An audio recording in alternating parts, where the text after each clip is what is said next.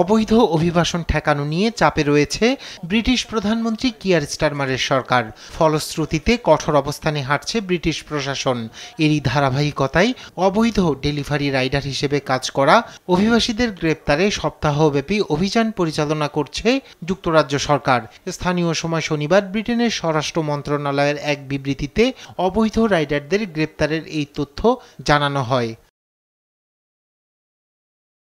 ব্রিটেনের স্বরাষ্ট্র মন্ত্রণালয় বলছে, গেল ২০ থেকে ২৭ জুলাই দেশটির বিভিন্ন এলাকায় ১,৭৮০ জন ডেলিভারি রাইডারকে জিজ্ঞাসাবাদ করেন অভিবাসন আইন প্রয়োগকারী কর্মকর্তারা।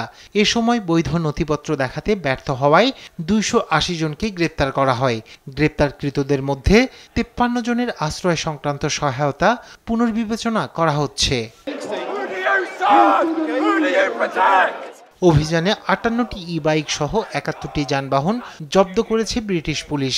এছাড়া ৮,০০০ পাউন্ড নগদ অর্থ এবং ৪,৬০,০০০ পাউন্ড মূল্যের অবৈধ সিগারেটও জব্দ করেছে পুলিশ। গ্রেপ্তারের পাশাপাশি গাড়ি ধোয়ার দোকান ও রেস্তোরাঁ সহ ৫১টি ব্যবসা প্রতিষ্ঠানের বিরুদ্ধে জারি করা হয়েছে সিভিল পেনাল্টি নোটিশ।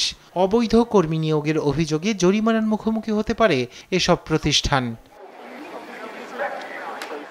গেল জুলাই পর্যন্ত ১২ মাসে বিশ্বের বিভিন্ন দেশের ৩৫,০৫২ জন অভিবাসীকে ফেরত পাঠিয়েছে ব্রিটেন।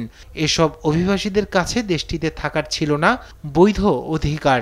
ব্রিটেনের অবৈধ অভিবাসীদের ফেরত পাঠানোর এই হার তার আগের ১২ মাসের তুলনায় ১৩% বেশি। রাইহান কবি শুভ্র, নিউজ ডেস্ক, দেশ টিভি।